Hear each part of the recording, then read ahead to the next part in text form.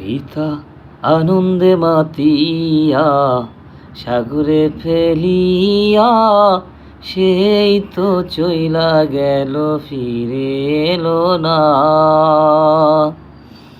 পিতা আনন্দে মাতিয়া সাগরে ফেলিয়া, সেই তো চইলা গেল ফিরে এলো না। মায়ে করিয়া যতনে কত কষ্ট করে, করিয়া যতনে